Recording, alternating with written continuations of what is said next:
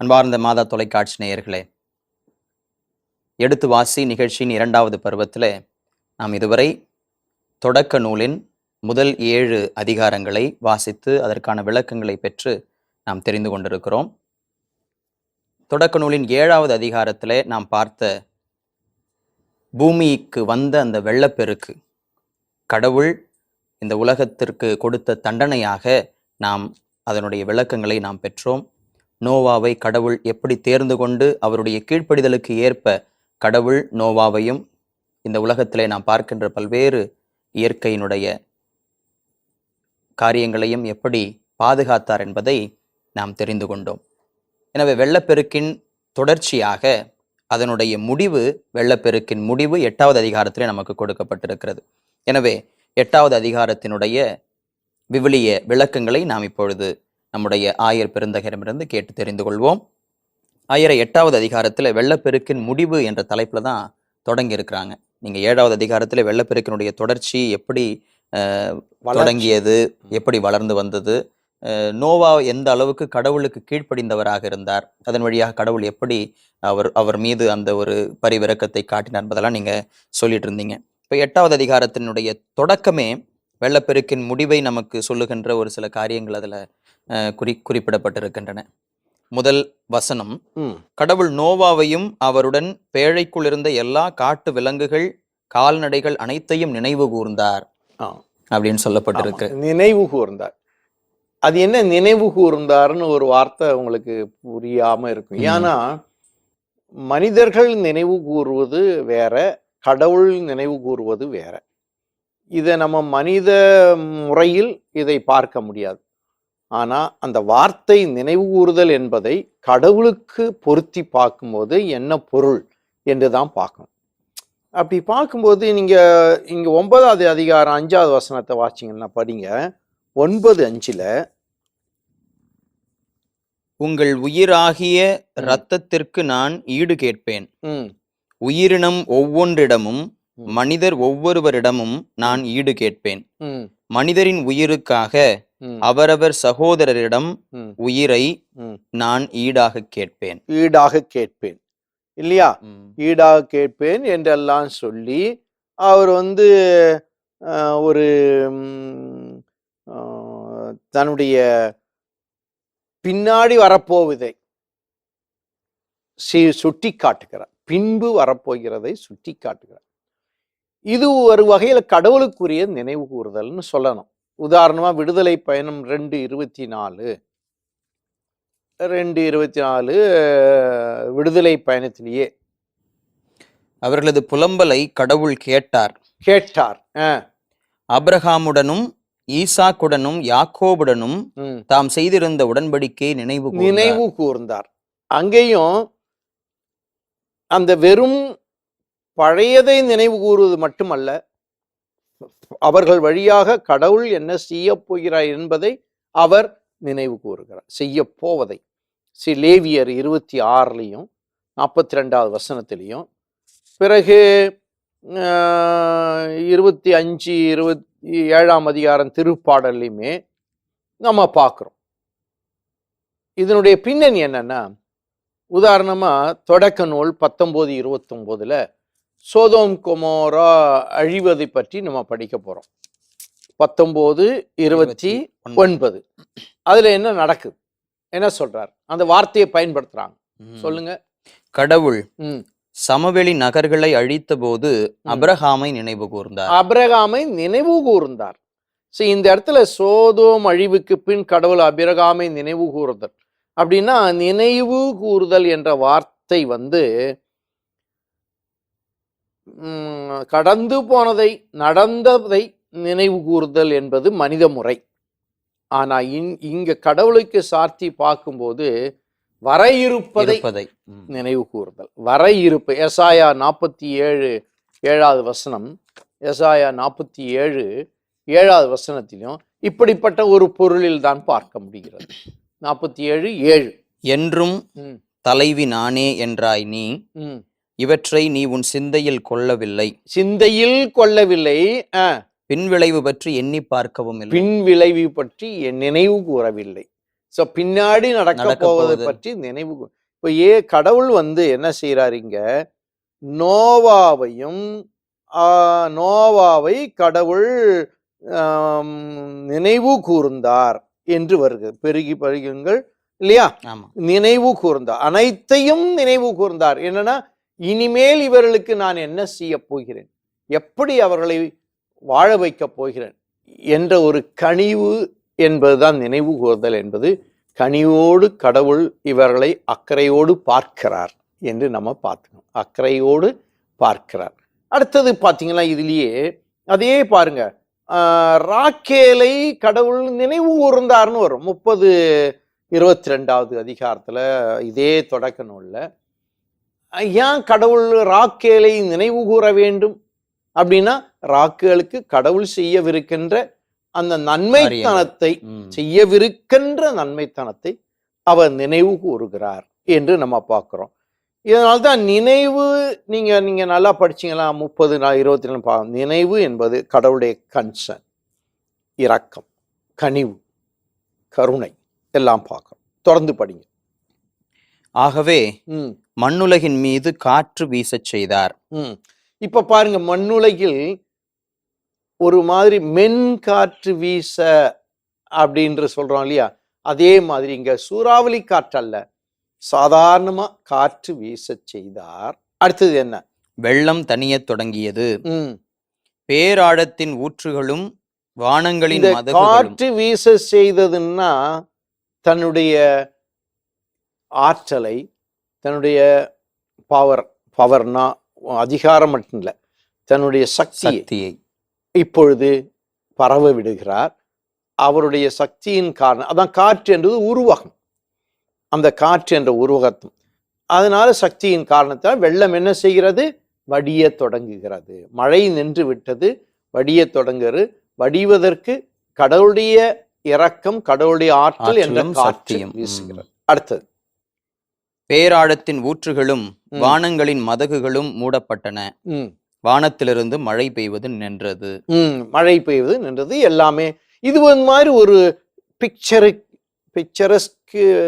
Description, pictorial description சொல்லலாம். கதவு, இது மதகுகள் மூடப்படுவது, இதெல்லாம் ஒரு உருவக எண் பின்னணியில் எழுதுகின்ற வார்த்தை. 3வது வசனம், மண்ணுலகில் வெள்ளம் வற்றி குறைந்து கொண்டே வந்து 150ஆம் நாள் முடிவில் வெள்ளம் வடிந்தது. பாத்தீங்களா, 150ஆம் நாள்.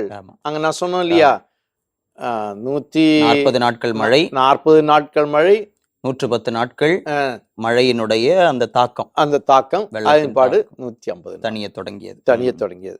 இதுல வடிந்தது செங்கடலை கடவுள் அந்த பிரிக்க வைக்கிறார் இல்லையா. அப்போது அந்த வடிந்து அந்த வார்த்தையை பயன்பட 14வது அதிகாரம் விடுதலை பயணம் 26வது வசனம், 14:26. ஆண்டவர் மோசேயை நோக்கி, நீர்த்திரள் எகிப்தியர் மேலும் அவர்கள் தேர்கள் குதிரை வீரர் அனைவர் மேலும் திரும்பி வரச் செய்ததற்காக உன் கையை கடல் மேல் நீட்டு என்று சொன்னார். 28ல திரும்பி வந்த நீர்த்திரள் தேர்கள் குதிரை வீரர்கள் மற்றும் கடலுக்குள் துரத்தி சென்ற பார்வோனின் படைகள் அனைவரையும் மூடிக்கொண்டது. இங்க வெள்ளம், நீர்த்திரள், வெள்ளம் மூடியது, வெள்ளம் வழிந்தது, எல்லாம் கடவுளுடைய ஆற்றல். யோசுவா வழியாக இஸ்ராயல் மக்கள் யோர்தானை கடக்கிறார்கள். யோசுவா நூல்ல 4ஆம் அதிகாரம் 18வது வசனத்துல அதே ஒரு எக்ஸ்பிரஷன், அதே ஒரு சொற்றொடரை பிரவாகத்தை சொல்கிறார் ஆசிரியர். 4:8 18 வாசிங்க. 4:18 வாசிங்க, ஈஸியா இருக்கும். ஆண்டவரது உடன்படிக்கை பேழையை தூக்கிச் சென்ற குருக்கள் யோர்தானின் நடுவிலிருந்து வெளியேறி தங்கள் பாதங்களை கரையில் வைத்தவுடன் யோர்தான் நீர் தன்னிடத்திற்கு திரும்பியது. அதான் வடிந்தது, திரும்பியது என்று பொருள். அப்போ இதனுடைய பொருள் என்னன்னா, இதை செய்பவர் கடவுள், கடவுளுடைய ஆற்றல் செயல்படுகிறது என்று நம்ம பார்க்கணும். கடவுளுடைய வார்த்தை, நீ அதை செய் என்று சொன்னதை மோசஸும் ஆரோனும் செய்யும் பொழுது வார்த்தை செயல்பட்டது. இந்த பின்னணியில் தான் இதை எழுதுகிறார். புரியுதுங்களா? அப்போ 4வது வசனத்துக்கு வாங்க. 7ஆம் மாதத்தில் ம் 17ஆம் நாளன்று ம் அரராத்து மலைத்தொடர் மேல் ம். பேழை தங்கியது. இது ஒரு பெரிய பிரச்சனைக்குரிய ஒரு வசனம். ஏன்னா அரராத்து மலையில பேழை இருந்தது என்று இவர் சொல்றார். எங்க இருக்கு அந்த அரராத்து? அந்த அரராத்து மலையில உண்மையிலேயே பேழை இன்னைக்கு இருக்குதா? நிறைய பேர் சொல்லுவாங்க, பேழை அந்த நோவாவின் பேழை நான் பார்த்தேன் அப்படின்னு சில பேர் எனக்கு படம்லாம் அனுப்புவாங்க. இது ஒரு உருவக கதை. ஆனா அரராத்து என்பது இது ஒரு மலை என்று எடுத்துக்கொள்ளக்கூடாது. அது என்ன சொல்றாரு? அரராத்து மலைதான் சொல்றாரு, மலைத்தொடர் மேல். மலைத்தொடர் மேல். அப்போ இது பொதுவா நம்ம மலை என்று எடுத்துக்கொள்வோம். ஆனா அரராத்து என்பது ஒரு மலை அரராத்து பகுதியில் உள்ள மலைத்தொடர். அரராத்து பகுதியில் உள்ள மரத்தொடர். அதாவது எபிரேய வார்த்தையில இது என்ன சொல்றாரு? உராராத்து. உராரத்து அப்படின்றதான் அராராத்துன்னு தமிழ்ல மொழிபெயர்க்கிறோம். உராராத்து. இது இது எப்படி இது மருவிதான் அராராத்துன்னு வருது. புரியுதுங்களா? இது அசீரிய பேரரசு இருந்த ஒரு அரசு என்று 2 அரசர்ல 1937 வாசிக்கிறோம். 2 அரசர் நூல்ல 19வது அதிகாரம் 37லையும் இது ஒரு அரசு என்று வாசிங்க. 37வது வசனம் 19. தன் தெய்வமாகிய நிஸ்ரோக்கின் கோவிலில் அவர் வழிபாடு செய்து கொண்டிருந்த பொழுது அவன் புதல்வர்களாகிய அதிரம் மெலக்கும் சரேத்சரும் அவனை வாளால் வெட்டி கொன்றுவிட்டு அரராத்து நாட்டிற்கு தப்பி ஓடினார்கள். அரராத்து நாடுன்னு ஒரு குறிப்பு வருது பாத்தீங்களா? அரராத்து மலைத்தொடர்னு இங்க வருது. இது ஒரு நாடா? இது நாடு வருது. இது மட்டும் இல்ல, இங்க மட்டும் இல்ல, எசாயா 37, 38லையும் இந்த குறிப்பு வருது. அரராத்து என்ற வார்த்தை வருது. 37, 38ல இந்த குறிப்பு வரும். 37வது அதிகாரத்திலேயே அந்த எலும்பு கூடுகள் பற்றி பேசும்பொழுது 37, 38. ஒரு நாள் அவன் நிஸ்ரோக்கு என்னும் தன் தெய்வத்தின் கோவிலில் வழிபாடு செய்து கொண்டிருந்த போது அதிரமெலக்கு சரேட்சர் என்ற அவன் புதல்வர்கள் வாழ்முனையில் அவனை கொன்றுவிட்டு அரராத்து நாட்டிற்கு தப்பியோ அரராத்து நாட்டிற்கு தப்பி சென்றார். நாடுன்னு வருதா? இதே வார்த்தை ஜெரேமியா 51:27 வருது. நாடு. இந்த அப்படின்னா இந்த பகுதி எங்கு என்று சொன்னா அர்மேனியா என்றும் தொடக்கத்துல அர்மேனியால இருந்தது. அர்மேனியா பகுதியில் நாட்டு பேரரசு பகுதியில் இருந்தது இந்த அரராத்துன்னுவாங்க. அடுத்தது துருக்கி நாட்டில் இன்னைக்கு துருக்கிக்கு கிழக்கே ரஷ்யாவுக்கு தெற்கே இந்த அரராத்து இருக்கு. ஈரானுக்கு வடக்கே இருக்கு என்பது உண்மை. அரராத்து. ஆனா இதை நம்ம ஒரு வரலாற்று இடமாக நம்ம பார்க்க கூடாது. ஏன்னா முதல்ல நீங்க நல்லா புரிஞ்சுக்கணும், இந்த அரராத்து என்பது விவிலியத்திலேயே நம்ம படிக்கும்போது ஒவ்வொரு பகுதியிலும் ஒவ்வொரு விதமா வருது. தொடக்க நூல்ல இந்த இடத்துல படிக்கும்போது இது ஒரு மலைத்தொடர் என்று வருகிறது. மற்ற பகுதியெல்லாம் படிக்கும்போது இது ஒரு நாடு என்று வருகிறது. அதனால அந்த அரராத்து என்ற வார்த்தையை நீ ஆராய்ச்சி பண்ணி முழுவதும் சுற்றி பார்க்கும் பொழுது இது இந்த அரராத் என்ற வார்த்தையை பல இடங்களில் பல சூழலுக்கு பயன்படுத்தி இருக்கிறார்கள். உதாரணமா நம்ம ஊர்லயே பாளையம் என்ற வார்த்தை பல இடங்களில் இருக்கு இல்லையா? ஆமா, பாளையம் என்ற வார்த்தை ஊர்களுக்கு இருக்குது. சமந்து பாளையம் என்பது சில சமயத்துல டென்ட் போட்டு பாளையம் இறங்கி அப்படின்னு இருக்கு இல்ல? ஆமா. அப்போ இன்னும் பாத்தீங்கன்னா நம்ம ஊர்லயே இன்னும் பல இடங்களுக்கு நம்ம வந்து ஒவ்வொரு பகுதியாக நீங்கள் வந்து புறம் அப்படின்னு இருக்கு. புறம் அதாவது என்னப்பா வரும், அபிராமிபுரம், அந்த சூசைபுரம் அப்படின்னு இருக்கு. இதெல்லாம் வந்து செட்டில்மெண்ட்டுன்னு நம்ம பார்க்குறோம். புறம் இந்த மாதிரி ஒவ்வொரு பகுதியிலும் அங்கங்கே இருக்கு, இதே பேர்கள் இருக்கு, இதே பேர் இருக்கு. அதே மாதிரி அரராத் என்பது பல நாடுகளில் பல இடங்களில் இந்த வார்த்தையை பயன்படுத்தி இருக்கிறார்கள். இந்த வார்த்தையை அறிந்தவர், நல்லா கொஞ்சிங்க, இந்த வார்த்தையை அறிந்த இந்த 10ஆம் நூற்றாண்டு அரசர், அந்த ஆசிரியர் அந்த பெட்டகம் பேழை, நோவாவின் பேழை தங்கிய இடத்துக்கு அரராத் என்று சொல்கிறாரே தவிர, இது எந்த அரராத்து எங்க இருக்கு என்னென்று ஒரு குறிப்பிட்டு ஒரு பூகோள பின்னணியில் பேசவே முடியாது. ஒன்னே ஒன்று மட்டும் சொல்லலாம். இந்த பழங்கால எண்ணப்படி தொடக்கத்துல அரராத் என்பது ஒரு உயர்ந்த பகுதியாக இருந்த இடம்.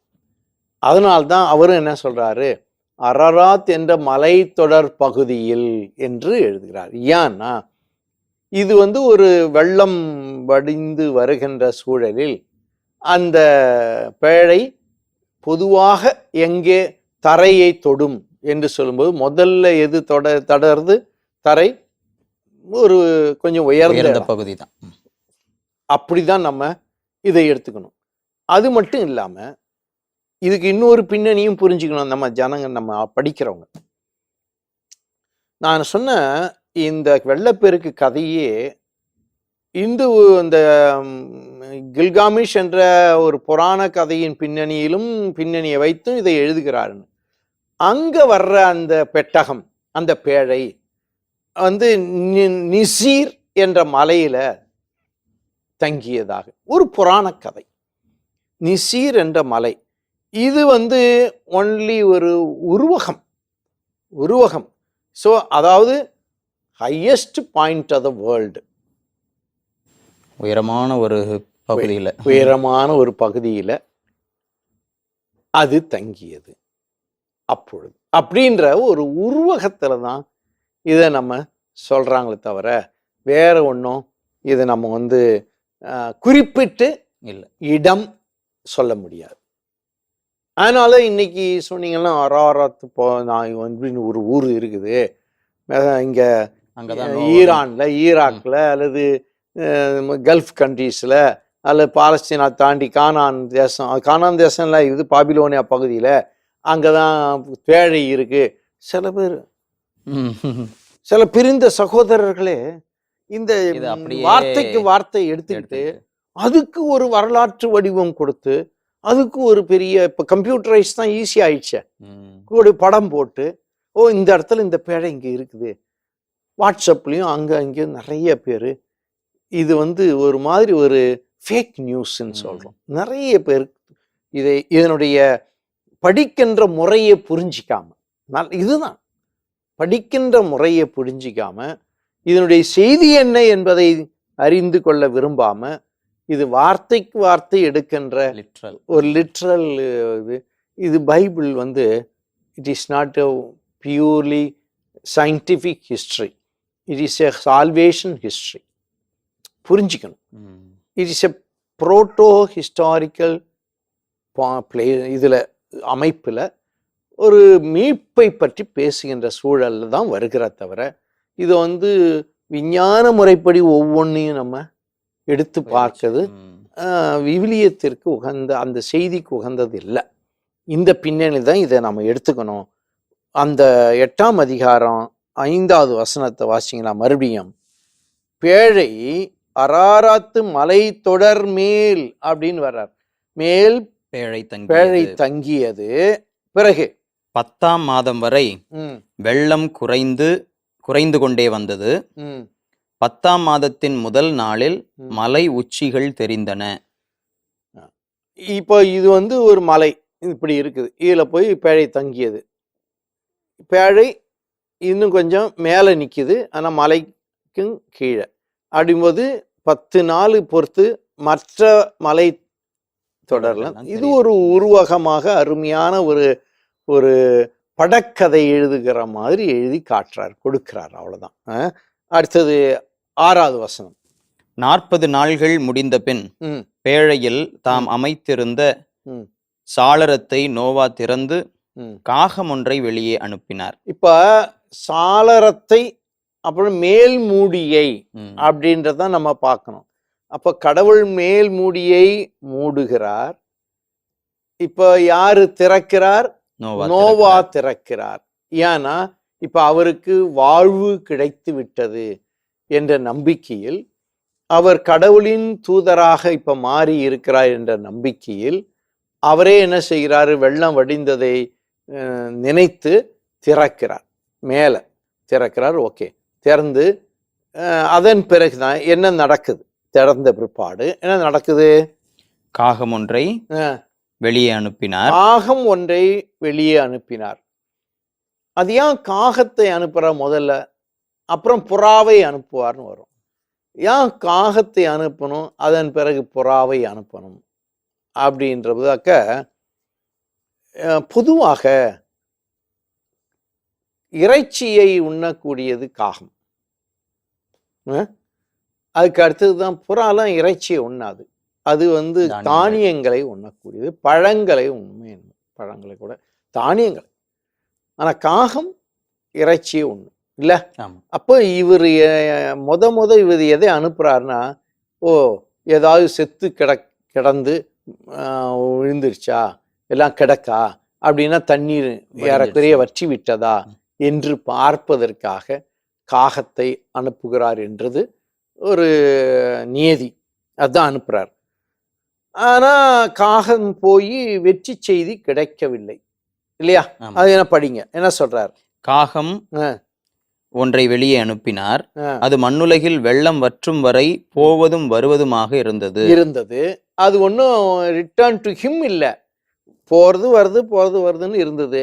ஸோ இட் வாஸ் ஒன்லி ஒரு மாதிரி ஒரு செய்தியை முழுமையாக கொடுக்கவில்லை அப்படின்னு அர்த்தம். அடுத்தது, பின்னர் நிலப்பரப்பிலிருந்து வெள்ளம் வடிந்து விட்டதா என்று பார்க்க புறா ஒன்றை தம்மிடமிருந்து வெளியே அனுப்பினார்.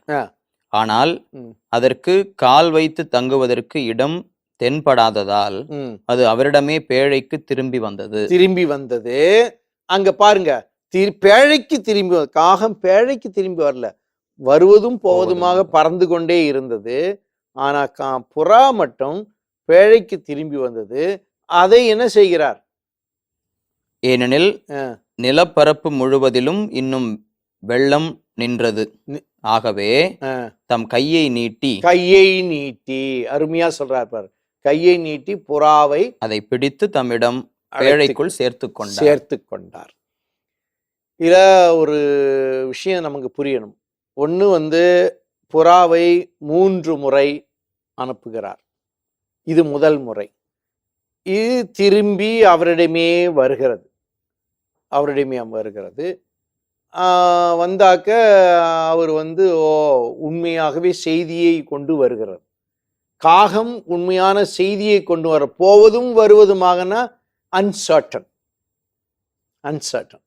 ஆனா புறா சர்டனிட்டி இருக்கு. என்ன சர்டனிட்டி? அங்க வடியில திரும்பி வந்துட்டான். அதனால இவர் கனிவோடு அதை அழைத்து கொள்கிறார். பார்த்தீங்களா? அது முதல் பாயிண்ட். ரெண்டாவது தடவையும் அனுப்புறார். ரெண்டாவது தடவை அனுப்பும்போது ஒரு ஒரு சர்டனிட்டியோட மறுபடியும் ஒரு செடியை கையில், அதை இலையில் இல்லையா, இலையை கொண்டு வருகிறது. இலையை கொண்டு வரும்போது அது ஒரு அடையாளம். என்ன அடையாளம்? ஏறக்குறைய ஏறக்குறைய ஃபுல்லா இல்லை. ஏன்னா மரங்கள் தான் செடியை கொண்டு வருது, மரங்களுடைய தழைய. மரங்கள்லாம் இப்போ ஏறக்க தெரிய ஆரம்பிச்சு. இறைவசனம் 10. அவர் இன்னும் 7 நாள்கள் காத்திருந்து மீண்டும் புறாவை பேழையிலிருந்து வெளியே அனுப்பினார். மாலையில் அது அவரிடம் திரும்பி வந்த பொழுது அதன் அலகில் அது கொத்தி கொண்டு வந்த ஒலிவ இலை இருந்தது. அப்பொழுது நோவா மண்ணுலகில் வெள்ளம் வற்றி விட்டது என்று தெரிந்து கொண்டார். ஓகே, தெரிஞ்சு போச்சு. ஓகே, அடுத்தது. இன்னும் 7 நாள்கள் காத்திருந்த, இன்னும் 7 நாள் காத்திருக்கு. அந்த 7 என்பது அந்த ஒரு உருவகை எண். கொஞ்ச நாள் காத்திருந்து புறாவை வெளியே அனுப்பினார். ம், அது அவரிடம் மறுபடி திரும்பி வரவே இல்லை. இப்போ இது டெஃபினிட் சைன் என்ன கொடுக்குது? தண்ணி எல்லாம் வற்றி விட்டது என்ற ஒரு அருமையான ஒரு திரும்பி வருவதே இல்லை.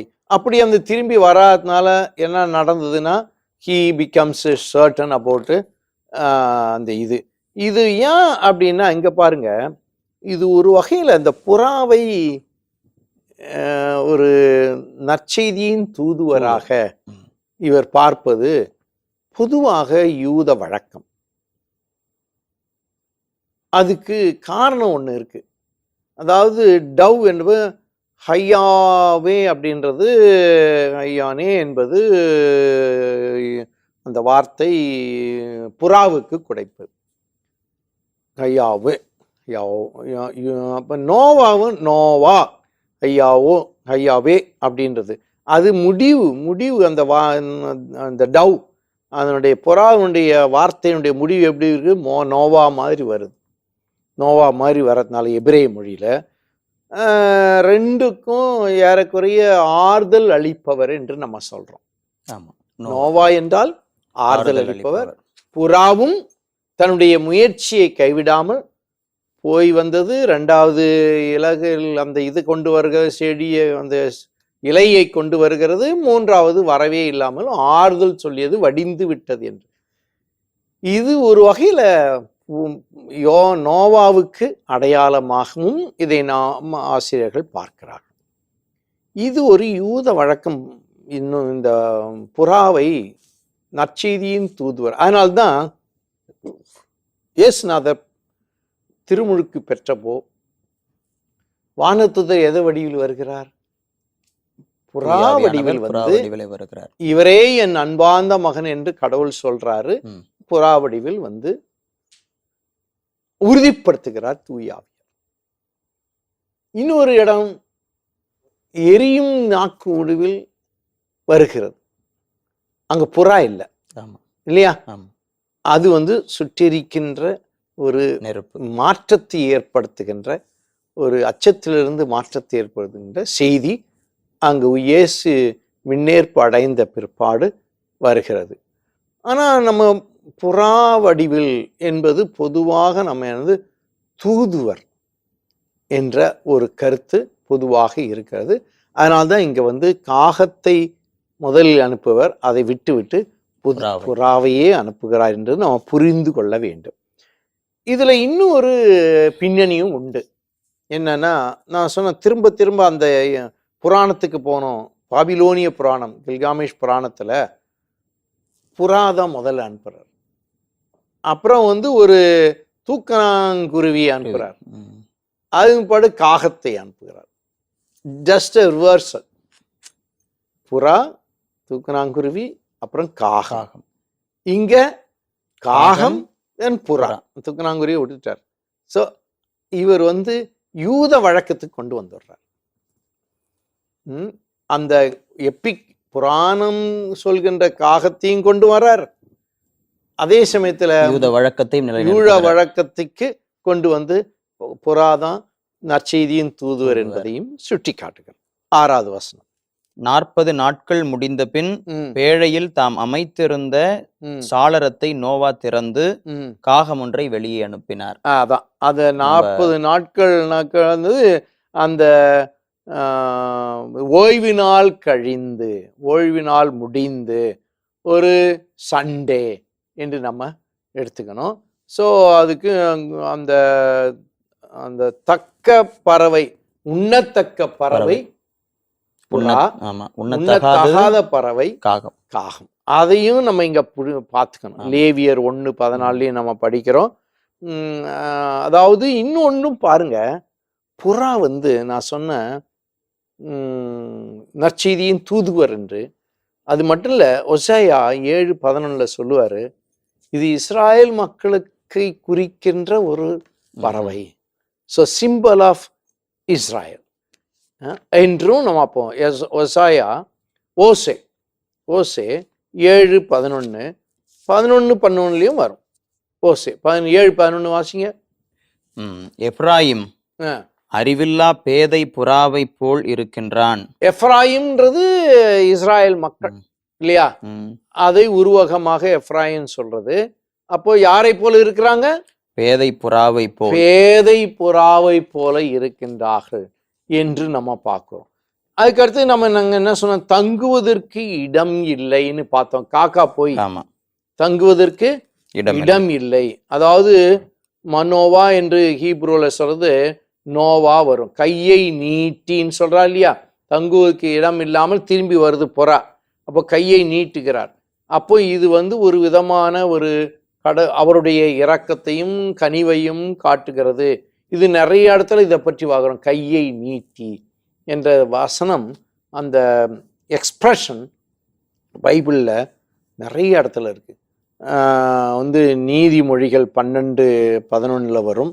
அதே மாதிரி விடுதலை பயணம் 23வது அதிகாரம் 4-5 வசனத்தில் வரும். இணைச்சட்ட நூல் 25:14 வரும். இதெல்லாம் ஒரு விதமான ஒரு கனிவை காட்டு. 11 வாசிங்க. மாலையில் அது அவரிடம் திரும்பி வந்த பொழுது அதன் அலகில் அது கொத்தி கொண்டு வந்த ஒலிவ இலை ஏன் இருந்தது. ஒலிவ இலைன்னு சொல்றார்? வேற ஏதாவது இலை இருக்கலாம்ல, அது ஏன் சொல்றாரு? இஸ்ராயல் நாட்டுல ரொம்ப இஸ்ராயல் பொதுவான நாட்டுல அதிகமாக புழக்கத்தில் இருந்தது ஒலிவ மரம். மரங்கள். அதனால ஒலிவ இலை அது ஒண்ணு வருது. பாலஸ்தீன் நாட்டுல அதிகமாக விளைந்தது அது. அது மட்டும் இல்லாம இது மகிழ்ச்சியின் ஒரு அடையாளம், சிம்பல் ஆஃப். ஆமா, நம்பிக்கையின் அடையாளம். நம்பிக்கையின் அடையாளம், சிம்பிள் ஆஃப் ஆல்சோ மகிழ்ச்சி, சிம்பிள் ஆஃப் நம்பிக்கை, அந்த இது எதிர்நோக்கு. அது மட்டும் இல்லாம வளம், பயிர் வளத்தின் அடையாளம், ஃபெர்டிலிட்டி, சிம்பிள் ஆஃப் ஃபெர்டிலிட்டி என்று ஒலிவ மரத்தை கண்டார்கள், பயிர் வளத்தை கண்டார்கள்.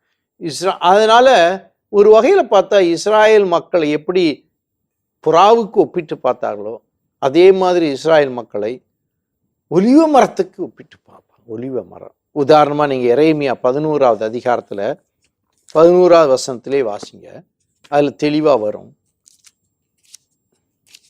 11:11. ஆகவே ஆண்டவர் கூறுவது இதுவே, இதோ நான் அவர்கள் மீது தீமை வருவிக்கப் போகிறேன், அதிலிருந்து அவர்கள் தப்ப முடியாது. அவர்கள் என்னை நோக்கி அழுகுரல் எழுப்பினாலும் நான் அவர்களுக்கு செவிசாய்க்க மாட்டேன். 11. 16 வாசிங்க. அப்படியே பார்க்கும்போது 16க்கு வாங்க. பசுமையான அழகிய பார்வைக்கினிய பழங்களை கொண்ட ஒலிவ மரம் என்பது ஆண்டவர் உனக்கு இட்ட பெயர். பார்த்தீங்களா? நல்லா அண்டர்லைன் பண்ணிக்க. இஸ்ராயல் மக்களுக்கு கடவுள் கொடுத்த பெயராக ஆண்டவர் இட்ட பெயர் இது ஒலிவ மரம். ஒலிவ மரம்னா வெறும் ஒலிவ மரம் இல்ல, அங்க சொல்றார் பசுமையான அழகிய பார்வைக்கினிய பழங்களை கொண்ட ஒலிவ மரம். பார்வைக்கு அதோ வளம் நிறைந்த. சோ இதனால்தான் அந்த ஒலிவ மரத்துக்கு முக்கியத்துவம். அதனால்தான் ஒரு வகையில இயேசுநாதர் எருசலேமுக்கு பாடுகள் சமயத்துல உள்ள நுழையும் போது ஒலிவ கிளைகளை பிடித்து ஆட்டினார். ஒரு வகையில இது மக்களுடைய மகிழ்ச்சியை காட்டுகிறது, இது நம்பிக்கையை காட்டுகிறது. அதே சமயத்தில் இஸ்ராயல் முழு ஜனத்துக்கும் ஒரு அடையாளமான இயேசு இறைமக்களான இஸ்ராயலுக்கு அடையாளமாக உருவகமாக இருக்கின்றார் இயேசு என்பதையும் நாம் அதை புரிஞ்சுக்கணும். அதனால்தான் அந்த வார்த்தை ரொம்ப முக்கியம். ஒலிவ. இந்த பின்னணியில 13க்கு வாங்க. அவருக்கு 601 வயதான ஆண்டின் முதல் மாதத்தில் முதல் நாளில் மண்ணுலக பரப்பில் இருந்த வெள்ளம் வற்றியது. மண்ணுலக பரப்பில் இருந்த வெள்ளம் வற்றியது. அப்பொழுது நோவா பேழையின் மேற்கூரையை திறந்து பார்த்தார். இதோ நிலமெல்லாம் உலர்ந்திருந்தது. இந்த கில்காமிஷ் எப்பிக்ல உத்னாபிஷ்டி பேழையை திறக்கும் போது அவர் எதை பார்க்கிறார்னா பேரழிவை பார்க்கிறார். உலகத்தினுடைய பேரழிவை பார்த்தார்னு வரும். ஆனா பைபிள்ல அப்படியே அவர் மாத்தி என்ன சொல்றாரு? நிலம் உலர்ந்திருந்தது. Positive. Positive. There is no water. Positive. See, அங்க நெகட்டிவாவே பார்த்தாங்க, இங்க பாசிட்டிவா எடுத்து சொல்கின்ற எண்ணத்தை நம்ம பார்க்கிறோம். அதுவோடு மட்டும் இல்லாம 17வது வசனம் வாசிங்க. உன்னுடன் உயிரோடு இருக்கும் பறவைகள், விலங்குகள், நிலத்தில் ஊர்வன ஆகிய உயிரினங்கள் எல்லாவற்றையும் உன்னுடன் வெளியே கொண்டு வா. மண்ணுலகில் அவை பன்மடங்காகட்டும். பன்மடங்காகட்டும். பூவுலகில் அவை பலுகி பெருகி பலன் தரட்டும். பலுகி பெருகி பலன் தரட்டும். அண்டர்லைன் பண்ணணும். ஏன் தெரியுமா? இந்த படைப்பு தோன்றிய பொழுது ஆதாம் ஏவாளுக்கு கடவுள் கொடுத்த கட்டளை பலுகி பெருகுங்கள். முதல் அதிகாரம் 20, முதல் அதிகாரம் 22 ரொம்ப அருமையாக பலுகி பெருகுங்கள் என்று. இப்ப பலுகி பெருகி வந்த அந்த படைப்பு பாவத்தின் காரணமாக அழிக்கப்பட்டு புதிய ஆதாமாக உருவெடுத்த நோவா அவருடைய பிள்ளைகள் இப்பொழுது மறுபடியும் என்ன ஆகுறாங்க? புதிய படைப்பாக மாற்றப்பட வேண்டும் என்ற காரணத்தினால் அதே வார்த்தை, நல்லா பாருங்க, அதே வார்த்தையை பலுகி பெருகுங்கள். ஏன்னா you are now a new creation. New creation, பலுகி பெருகுங்கள். அந்த பின்னணியில் தான் பலிபீடம் அமைக்கிறார். 20வது வசனம் தொடர்ந்து படிங்க. 17, 18, 19. ஆகவே நோவாவும் அவர் புதல்வரும் அவர் மனைவியும் அவர் புதல்வரின் மனைவியரும் அவருடன் வெளியே வந்தனர். விலங்குகள், ஊர்வன, பறவைகள், மண்ணுலகில் நடமாடும் அனைத்தும் வகை வகையாக பேழையிலிருந்து வெளியே வந்தன. எல்லாம் வெளியே வந்தன. அப்பொழுது நோவா ஆண்டவருக்கு ஒரு பலிபீடம் கட்டி அதன் மேல் எல்லா வகை தக்க விலங்குகள், தக்க பறவைகளிடமிருந்து எடுக்கப்பட்டவற்றை எரிபலியாக செலுத்தினார். ஓகே, இப்ப இதுல என்ன தெரியுங்களா? கடவுள் ஆசீர்வதித்தார், பலுகி பெருகுங்கள். 17வது வசனம். அதற்கு நன்றியாக, நன்றி பலியாக எரி பலியை செலுத்துகிறார். விடுதலை லேவியர் 1வது அதிகாரத்திலே நம்ம பார்க்கிறோம். தக்க விலங்குகளை அப்படின்னா உண்ணத்தக்க விலங்குகளை நீ கடவுளுக்கு படை. உண்ணத்தகாத விலங்குகளை கடவுளுக்கு படைக்க கூடாது. அப்போ உண்ணத்தக்க விலங்குகளையே இவர் கடவுளுக்கு அப்போ இங்க கடவுள் ஆசீர் நோவாவால் ஏற்றுக்கொள்ளப்படுகிறது. ஆகவே பலி செலுத்துகிறார். இந்த கதை இந்த நிகழ்ச்சியில பார்த்தீங்கன்னா, கதையில நாம இது வரையிலும் இப்ப நம்ம 8ஆம் அதிகாரத்துல இருக்கிறோம். நீங்க 3 கேரக்டர் இது வரையிலும் பார்த்தோம். பெரும் கதாபாத்திரங்கள். ஒன்று யாரு? ஆதாம். 2வது காயின். 3வது நோவா. புரியுதுங்களா? இந்த 3 பேருமே வரலாற்றுக்கு முற்பட்டவர்கள். புரோட்டோ ஹிஸ்டாரிக்கல் கேரக்டர்ஸ்ன்னு சொல்றோம். இந்த 3 பேர்ல 3 பேருமே ஒரு வகையில பார்த்தீங்கன்னா, ஆதாம் பாவம் செய்தார், காயின் பாவம் செய்தார். காயினுடைய பிள்ளைகள் நோவாவை தவிர்த்து மற்ற எல்லாம் பாவம் செய்கிறார்கள். ஆதாம் விரட்டப்படுகிறார், காயினும் விரட்டப்படுகிறார். நோவாவும் காலத்திலும் அவருடைய மக்கள், அவரை சார்ந்த சமுதாயம் ஃபுல்லா அழிவை சந்திக்கிறார்கள். சோ நல்லது நடந்தது, படைத்தார் கடவுள். பாவம் வந்தது, அழிக்கப்படுகிறது. ஆனால் நல்லா அந்த சீக்வன்ஸை படிக்கிறோம், நல்லா அழகா யோசிக்கணும். 3 கட்டம் சொன்னா, படைப்பு, பாவம், அழிவு. படைப்பு, பாவம், அழிவு. இதுல 4வது கட்டமும் இருக்கு. கடவுள் தான் படைத்தார். கடவுள் தான் இப்படிலாம் அநியாயம் பண்றீங்களேன்னு பார்த்து அழிக்கிறார். ஆனா அழித்த கடவுள் அப்படியே விட்டு விடுவதில்லை. என்ன செய்யறாரு? ஆதாமுக்கு உடையை தைத்து கொடுக்கிறார், காயினுக்கு அடையாளத்தை கொடுத்தார், கனிவை, இரக்கத்தை. இப்போ நோவாவுக்கு பலுகி பெருகுங்கள் என்று ஆசீரை கொடுக்கிறார். இதை நம்ம படிக்கும்போது ஒரு விஷயம் நம்ம எல்லாருக்கும் புரியணும். கடவுள் என்னதான் பாவத்தை பொறுத்து கொள்ள மாட்டார், தண்டிப்பார், தண்டிக்கின்ற கடவுள், நீதி வழங்கும் கடவுள் என்றெல்லாம் நம்ம நினைச்சாலும், ஆனா நன்மைத்தனத்தை அவர் எப்பொழுதும்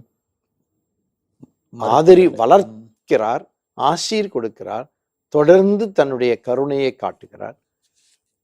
தீமையில் வாழ்பவர்கள் மனம் திரும்பும் போது, அதிலிருந்து விடுபடும் பொழுது, அதான் நோவா.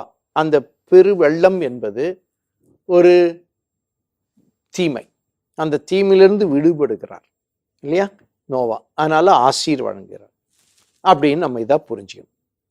இன்னொரு விஷயம் இதுல என்னன்னா, நோவா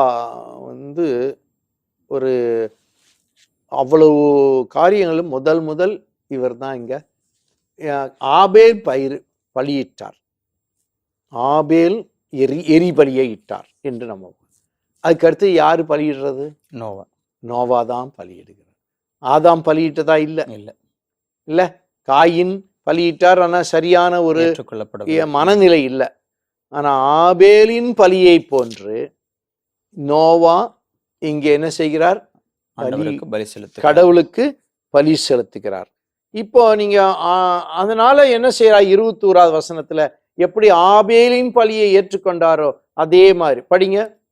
ஆண்டவர் நறுமணத்தை நுகர்ந்து தமக்குள் சொல்லிக் கொண்டது, மனிதரை முன்னிட்டு நிலத்தை இனி நான் சபிக்கவே மாட்டேன். ஏனெனில் மனிதரின் இதய சிந்தனை இளமையிலிருந்தே தீமையை உருவாக்குகிறது. இப்பொழுது நான் செய்தது போல இனி எந்த உயிரையும் அழிக்கவே மாட்டேன். இது ரொம்ப ஒரு விளக்கம் தெரிய வேண்டியது, நிறைய விளக்கங்கள் கொடுக்க வேண்டிய ஒரு சூழல். முதல் பாயிண்ட் நறுமணத்தை, மனத்தை அல்ல, நறுமணத்தை. அப்படின்னா நோவாவுடைய மனநிலை ஆபேலை போன்ற ஒரு மனநிலை இருந்ததுனால அந்த அவருடைய பலி நறுமணமாக கடவுளுக்கு சென்றது. புரியுதுங்களா? அப்போ it is a very just offering, just offering, devoted offering, நன்றி பலி. இது ஒரு நன்றி பலி, அதை கடவுள் ஏற்றுக்கொள்கிறார். லேவியர் 26:31 26:31 அதிகாரம் 31. உங்கள் நகர்கள் பாலை நிலமும் உங்கள் புனித இடங்கள் பாழ் நிலமும் ஆகும். உங்கள் பலிகளின் நறுமணம் எனக்கு உவப்பாய் இராது. ஏன் அங்க அவர்களுடைய பாவம் செய்து நறுமணம் கொடுக்கிறாங்க, அந்த பலி செலுத்துறாங்க, அதெல்லாம் சரி வராது. ஆமோஸ் இதே மாதிரிதான் சொல்றாரு. ஆமோஸ் 5, உங்களுடைய பலிகளை நான் விரும்புவதில்லை. ஏன் நீங்க you are not disposed to that offering. நம்ம ஆமோஸ் 5:21-22 வாசிங்க. ரொம்ப அருமையாக அவர் இஸ்ராயல் மக்களை சாடுவார், அந்த வடநாட்டு இஸ்ராயல் மக்கள்கிட்ட போதிக்கிறார். அப்போ அங்க சாடுறார். அப்ப என்ன சொல்றார்? உங்கள் திருவிழாக்களை நான் வெறுத்து அருவருக்கிறேன், உங்கள் வழிபாட்டு கூட்டங்களில் எனக்கு விருப்பமே இல்லை. எரிபலிகளையும் தானிய படையல்களையும் எனக்கு நீங்கள் செலுத்தினால் நான் ஏற்க மாட்டேன். ஏன் அப்படின்னா எதுக்காக ஏற்க மாட்டேன்றாரு? அவர்களின் செயல்பாடுகள் அதற்கு நோவாவுக்கு மாறாக. ஆனா பிற்கால இஸ்ராயல் மக்கள் வாழ்ந்த அந்த ஆமோஸின் காலத்திலேயோ எசாயாவின் காலத்துல வாழ்ந்த இஸ்ராயல் மக்களை விட இந்த நோவா மிகச்சிறந்த ஒரு கதாபாத்திரமாக கடவுளுக்கு உகந்த ஒரு வாழ்க்கையை வாழறதுனால அவருடைய பலி ஏற்கப்படும். இப்பவும் நான் சொல்றேன், ஆபேலுக்கு சொன்ன மாதிரி தான், காயினுக்கு சொன்ன மாதிரி தான், நாம் செலுத்துகின்ற பலி முக்கியம் அல்ல, நாம் எந்த மனநிலையில் செலுத்துகிறோமோ அதுதான் முக்கியம் இல்லையா? அப்ப இயேசு அழகா ஒரு இடத்துல சொல்லுவாரு, அந்த விதவையின் காணிக்கை 1 காசு கொடுத்திருந்தாலும் பெரிய காணிக்கை செலுத்தியவங்களை விட இவர் அதிகமாகவே செலுத்திய நான் இயேசு அழகாக அங்க இத பின்னணியில வச்சு அழகா சொல்றாங்க. மனநிலை முக்கியம் அப்படின்றது முக்கியம். இதை நம்ம புரிஞ்சுக்கணும். இன்னைக்கும் நம்ம நிறைய பேர் பலி செலுத்துறத படிக்கிறோம். நான் சொன்ன முன்னாடியே திருத்தலங்களுக்கு போய் நிறைய காசு கொடுக்கறது அப்படின்லாம் இருக்கு. இது வந்து மனித, it is a only human satisfaction. புரியுதுங்களா? நான் செய்கிற அக்கிரம அநியாயத்துக்கு நான் வந்து ஒரு பரிகாரம் தேடிக்கிறதுக்கு நான் இப்படி செய்கிறேன். ஆனால் இது ஒரு விதமான மனித ஒரு உளவியல் பார்வையில தான் நாம் இதை பார்த்து ஒரு satisfaction. But nothing to do with God. You cannot please God with your unjust means, இல்லையா? ஸோ நம்ம ஃபிலாசபியில் நீங்கள் ஒன்று படிச்சிருப்பீங்க. ஃபிலாசபியில் அதாவது means does not justify the end. Means does not justify the end. நீ எந்த காரியமா செய்து நல்லது செய்யணும்னு இல்லை. ஆமா, எப்படியாவது நான் வந்து ஊழல் பண்ணி பணம் சேர்த்து அதை வச்சு நான் 4 பேருக்கு நல்லது no nothing. So end must be always supported by means, not justified by. No. So இது எல்லாமே இந்த இடத்துல நம்ம நல்லா புரிஞ்சுக்கணும். நோவா கேரக்டர்ல இந்த ஒரு பின்னணி. அடுத்த பாயிண்ட் வாங்க. அவர் என்ன சொல்றாரு? நான் சபிக்கவே மாட்டேன். சபிக்க மாட்டேன்னு சொல்ல, சபிக்கவே மாட்டேன் 2 தடவை சொல்றார். அது என்னது சபித்தல்? அரார் என்ற ஹீப்ரு வார்த்தை தான் சபித்தல். அரார் அப்படின்னா 3:17 இதுல வரும். 3:17 உன்னை சபிப்பவர்கள், இவர் சொல்றார், நீ சபிக்கப்பட்ட நிலம் சபிக்கப்பட்டதாக இருக்கும். ஆதாம்கிட்ட கடவுள் சொல்றார், உன் பொருட்டு நிலம் சபிக்கப்பட்டுள்ளது அப்படின்றார், இல்லையா? அப்படின்னா சபித்தல் என்ற போது இது இட் பிகம்ஸ் வாய்ட் அல்லது ஃப்ரூட்லெஸ், யூஸ்லெஸ் அண்ட் ஃப்ரூட்லெஸ் அப்படின்றது ஒண்ணு. 2வது அழித்தல்னு ஒரு வார்த்தை இங்க சொல்றார். கலால் அப்படின்னா அழித்தல்.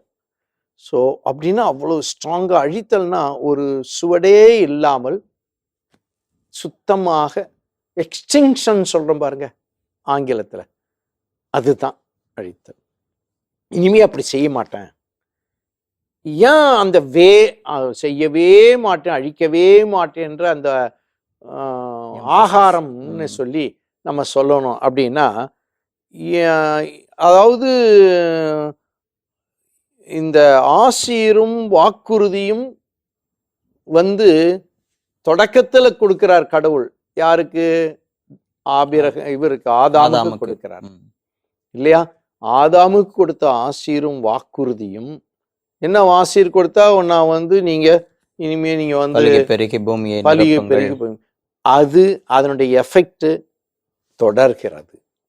இந்த ஆசிரியர் சொல்றாரு, எப்படி வந்து பாவம் செய்த ஆதாமினுடைய மனநிலையில் பாவ மனநிலை மனிதருக்கு தொடர்கிறதோ, அதே மாதிரி அதே முதல் பெற்றோருக்கு கடவுள் கொடுத்த ஆசீரும் கண்டிப்பாக தொடரும். ஆகவே அவர் என்ன செய்ய? அழிக்க மாட்டேன். இன்னொன்று உண்டு. இந்த ஆசிரியர் என்ன சொல்றாரு? இந்த வெறும் வெள்ளத்தினால் மனிதருடைய உடல்களை அழிக்கலாமே ஒழிய இனிமையை அழிக்கிறது. ஆனா அவர்கள் மனம் மாறிவிட்டார்கள் என்று சொல்ல முடியாது. அதனால கடவுள் தண்டனை இனி வேறு விதமாக இருக்கும்.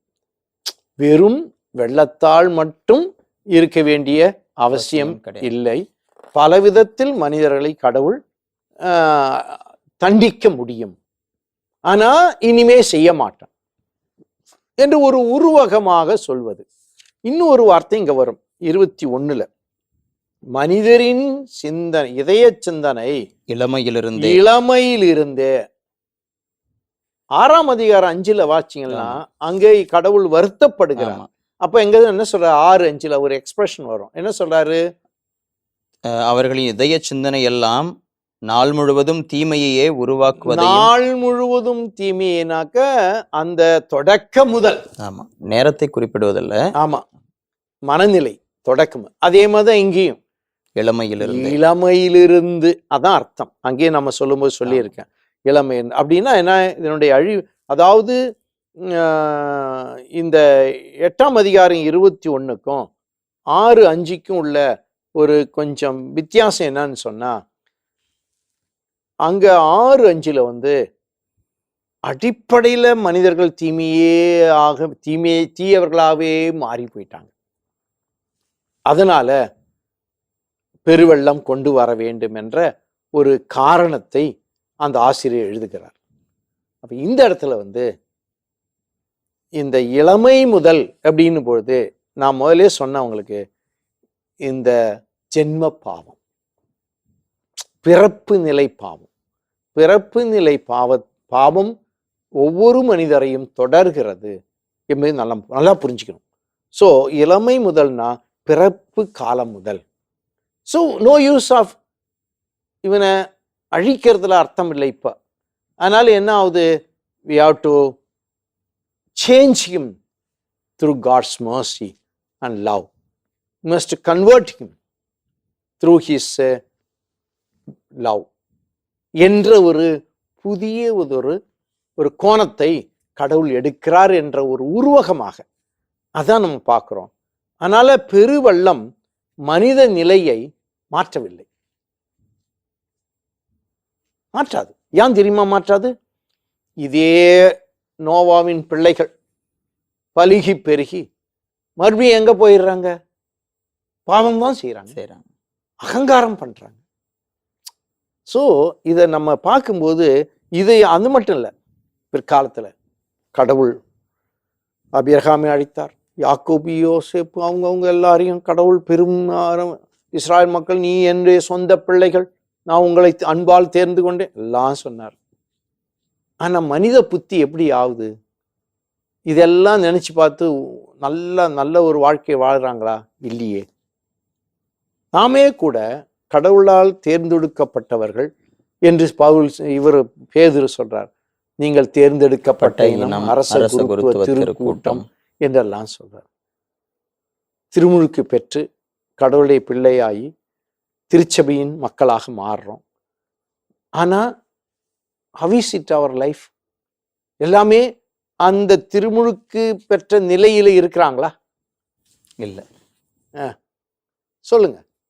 பாவம் செய்கின்ற பொழுது அந்த நிலையிலிருந்து நாம் குறைந்து நிறையவே இருப்போம். எத்தனை பேர் கடவுள் பக்தியோடு இருக்கிறாங்கன்னு சொல்ல முடியுது? கிறிஸ்தவங்களே இல்லை கடவுள் வழிபாடு செய்யறவங்க எத்தனை பேர்னு சொல்ல முடியுது? 100க்கு 30%, 20%, சில இடங்களில் 10% இல்லையா? ஸோ இதான் சொல்றாரு, இனி இப்படிப்பட்ட துன்பத்தினால் மனிதரை மாற்ற முடியாது, இப்படிப்பட்ட தண்டனையால் மனிதர் மாற்ற முடியாது, பெருவெள்ளம் மனித நிலையை மாற்றாது, தீய உலகை கடவுள் வேறு விதமாக காண தொடங்கி விட்டார்.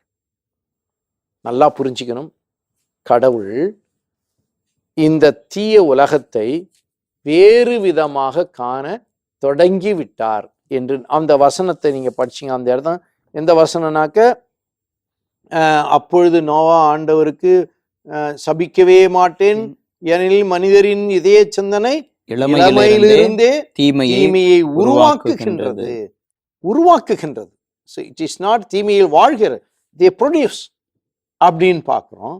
தென் இப்பொழுது நான் செய்தது போல இனி எந்த உயிரையும் அழிக்கவே மாட்டேன், எந்த உயிரையும் இப்பொழுது செய்தது மாதிரி அழிக்க மாட்டேன் அப்படின்றது. அப்போ வெள்ளத்துல மக்கள் அழிகிறாங்களே அவ்வப்போது, அப்ப இதுக்கு என்ன அர்த்தம்னு அப்படியே வார்த்தைக்கு வார்த்தையை கேட்கக்கூடாது. ஏன்னா வெள்ளத்தலா இன்னைக்கு அழியிறது, it's not because of God's flood, God sending flood, it is man choosing to be making the flood.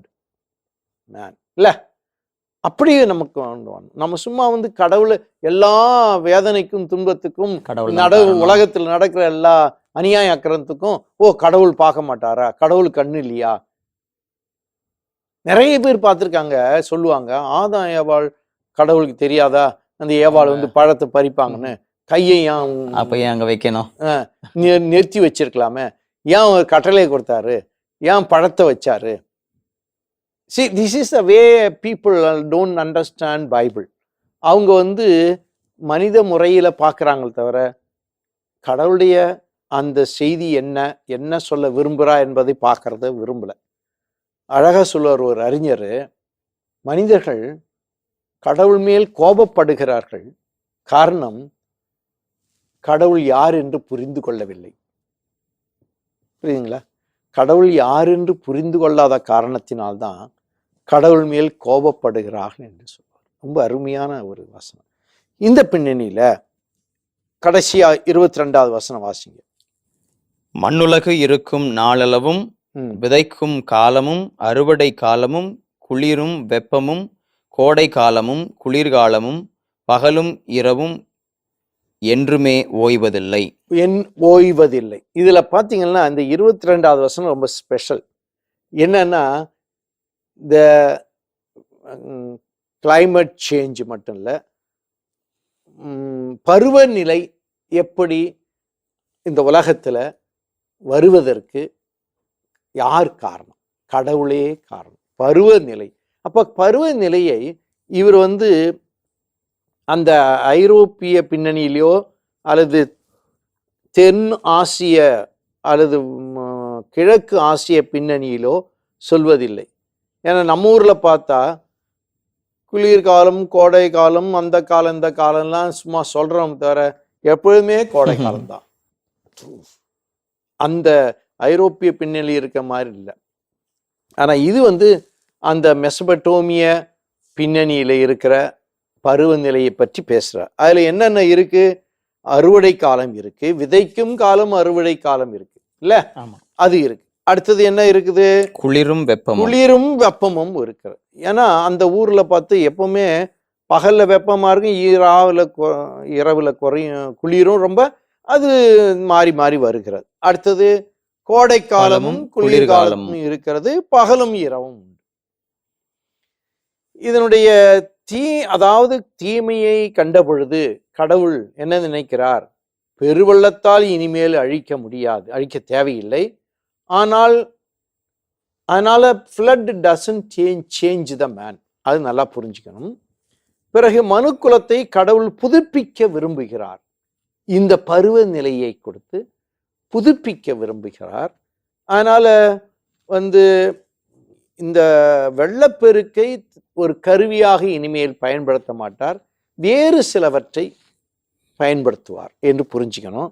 அதனால மண்ணுலகில் புது வாழ்வு தொடங்கவிருக்கிறது என்பதை காட்டதான் அங்க பாருங்க. இனி அந்த அந்த வார்த்தையை படிக்கிறோம். மண்ணுலகில் காற்று வீச தொடங்கியது, காற்று வீச தொடங்கியது என்ற ஒரு வார்த்தையை அங்க நம்ம பார்க்கிறோம். குளிர்காலம் பகலும் இறங்கு என்றும் ஓய்வதில்லை. கடவுள் அந்த புது வாழ்வை தொடங்கி விட்டார் என்று இதெல்லாம் நம்ம புரிஞ்சுக்கிறோம். இப்ப அதனால 8ஆம் அதிகாரம் அந்த 1-2 வசனம் பாருங்க. 8ஆம் அதிகாரம் 1-2 வசனத்துல மண்ணுலகின் மீது காற்று வீச செய்தார் இருக்க. ஆமா, மண்ணுலகின் மீது காற்று வீச செய்தார்.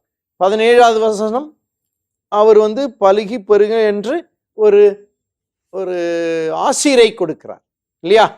அப்போ 9வது அதிகாரம் 1வது வசனம் எப்படி தொடங்குது? கடவுள் நோவாவிற்கும் அவர் புதல்வர்களுக்கும் ஆசி வழங்கி என்று. அப்ப இதெல்லாமே புது வாழ்வின் அடையாளங்கள், புது வாழ்வின். அதனால வெள்ளப்பெருக்கு என்பது கடவுளின் நீதித்தன்மையின் அடையாளம். அதுதான் இந்த ஆசிரியர் கொண்டு வராரு. ஆனா கடவுள் என்ன செய்யறாரு?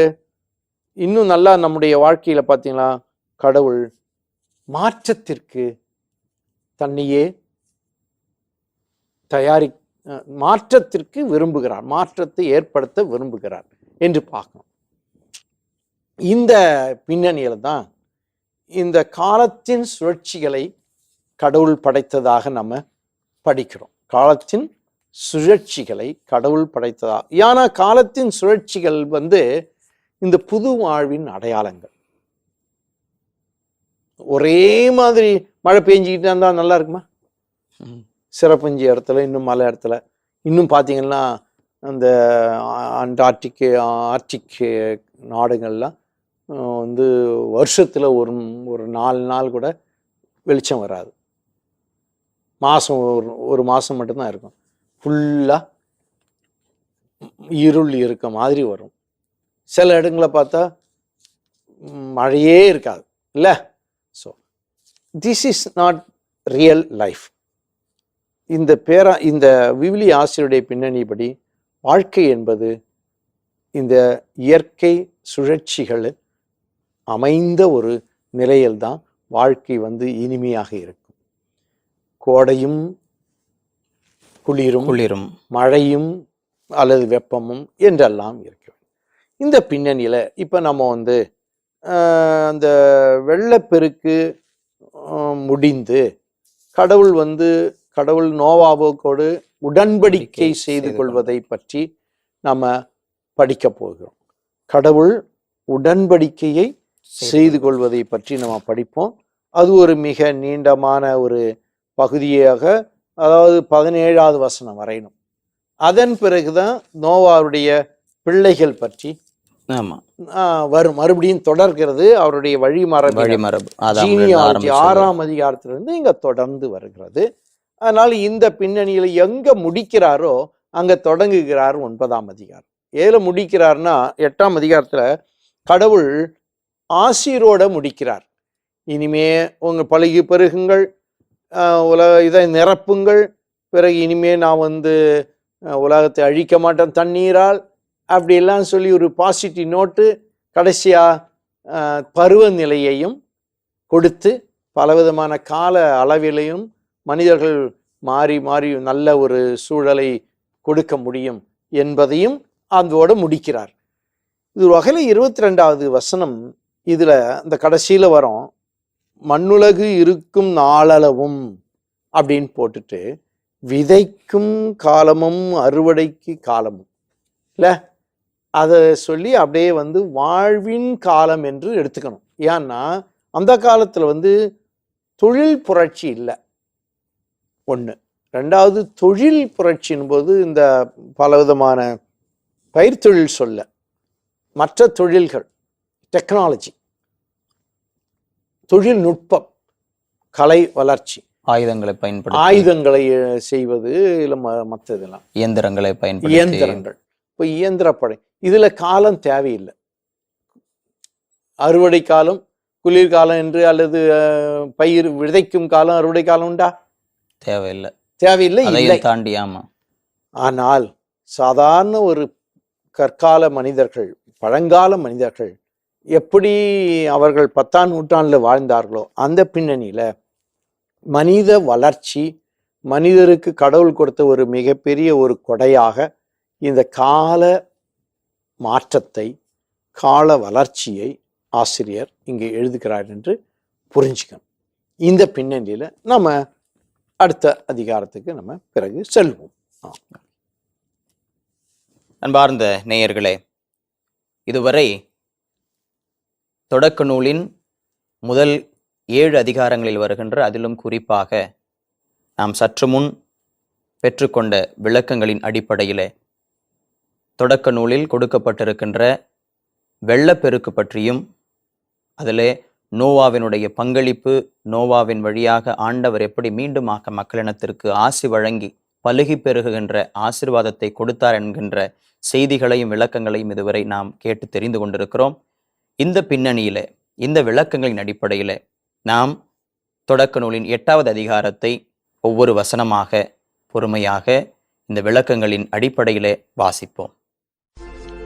தொடக்க நூல் அதிகாரம் 8. கடவுள் நோவாவையும் அவருடன் பேழைக்குள் இருந்த எல்லா காட்டு விலங்குகள், கால்நடைகள் அனைத்தையும் நினைவு கூர்ந்தார். ஆகவே மண்ணுலகின் மீது காற்று வீசச் செய்தார். வெள்ளம் தணியத் தொடங்கியது. பேராழத்தின் ஊற்றுகளும் வானங்களின் மதகுகளும் மூடப்பட்டன. வானத்திலிருந்து மழை பெய்வது நின்றது. மண்ணுலகில் வெள்ளம் வற்றி குறைந்து கொண்டே வந்து 150ஆம் நாள் முடிவில் வெள்ளம் வடிந்தது. 7ஆம் மாதத்தில் 17ஆம் நாளன்று அரராத்து மலைத்தொடர் மேல் பேழை தங்கியது. 10ஆம் மாதம் வரை வெள்ளம் குறைந்து கொண்டே வந்தது. 10ஆம் மாதத்தின் முதல் நாளில் மலை உச்சிகள் தெரிந்தன. 40 நாள்கள் முடிந்த பின் பேழையில் தாம் அமைத்திருந்த சாளரத்தை நோவா திறந்து காகம் ஒன்றை வெளியே அனுப்பினார். அது மண்ணுலகில் வெள்ளம் வற்றும் வரை போவதும் வருவதுமாக இருந்தது. பின்னர் நிலப்பரப்பிலிருந்து வெள்ளம் வடிந்து விட்டதா என்று பார்க்க புறா ஒன்றை தம்மிடமிருந்து வெளியே அனுப்பினார். ஆனால் அதற்கு கால் வைத்து தங்குவதற்கு இடம் தென்படாததால் அது அவரிடமே பேழைக்கு திரும்பி வந்தது. ஏனெனில் நிலப்பரப்பு முழுவதிலும் இன்னும் வெள்ளம் நின்றது. ஆகவே அவர் தம் கையை நீட்டி அதை பிடித்து தம்மிடம் பேழைக்குள் சேர்த்து கொண்டார். அவர் இன்னும் 7 நாள்கள் காத்திருந்து மீண்டும் புறாவை பேழையிலிருந்து வெளியே அனுப்பினார். மாலையில் அது அவரிடம் திரும்பி வந்தபொழுது அதன் அலகில் அது கொத்திக் கொண்டு வந்த ஒலிவ இலை இருந்தது. அப்பொழுது நோவா மண்ணுலகில் வெள்ளம் வற்றிவிட்டது என்று தெரிந்து கொண்டார். இன்னும் 7 நாள்கள் காத்திருந்த பின் புறாவை வெளியே அனுப்பினார். அது அவரிடம் மறுபடி திரும்பி வரவில்லை. அவருக்கு 601 வயதான ஆண்டின் முதல் மாதத்தின் முதல் நாளில் மண்ணுலக பரப்பிலிருந்த வெள்ளம் வற்றியது. அப்பொழுது நோவா பேழையின் மேற்கூரையை திறந்து பார்த்தார். இதோ நிலமெல்லாம் உலர்ந்திருந்தது. 2ஆம் மாதத்தின் 27ஆம் நாளில் மண்ணுலகில் நீர் வற்றியிருந்தது. அப்பொழுது கடவுள் நோவாவிடம் கூறியது, நீயும் உன்னுடன் உன் மனைவியும் உன் புதல்வரும் உன் புதல்வரின் மனைவியரும் பேழையிலிருந்து வெளியே வாருங்கள். உன்னுடன் உயிரோடு இருக்கும் பறவைகள், விலங்குகள், நிலத்தில் ஊர்வன ஆகிய உயிரினங்கள் எல்லாவற்றையும் உன்னுடன் வெளியே கொண்டு வா. மண்ணுலகில் அவை பன்மடங்காகட்டும். பூ உலகில் அவை பலுகி பெருகி பலன் தரட்டும். ஆகவே நோவாவும் அவர் புதல்வரும் அவர் மனைவியும் அவர் புதல்வரின் மனைவியரும் அவருடன் வெளியே வந்தனர். விலங்குகள், ஊர்வன, பறவைகள், மண்ணுலகில் நடமாடும் அனைத்தும் வகை வகையாக பேழையிலிருந்து வெளியே வந்தன. அப்பொழுது நோவா ஆண்டவருக்கு ஒரு பலிபீடம் கட்டி அதன் மேல் எல்லா வகை தக்க விலங்குகள், தக்க பறவைகளிலிருந்து எடுக்கப்பட்டவற்றை எரிபலியாக செலுத்தினார். ஆண்டவர் நறுமணத்தை நுகர்ந்து தமக்குள் சொல்லிக் கொண்டது, மனிதரை முன்னிட்டு நிலத்தை இனி நான் சபிக்கவே மாட்டேன். ஏனெனில் மனிதரின் இதய சிந்தனை இளமையிலிருந்தே தீமையை உருவாக்குகின்றது. இப்பொழுது நான் செய்தது போல இனி எந்த உயிரையும் அழிக்கவே மாட்டேன். மண்ணுலகு இருக்கும் நாள் அளவும் விதைக்கும் காலமும் அறுவடை காலமும் குளிரும் வெப்பமும் கோடை காலமும் குளிர்காலமும் பகலும் இரவும் என்றும் ஓய்வதில்லை.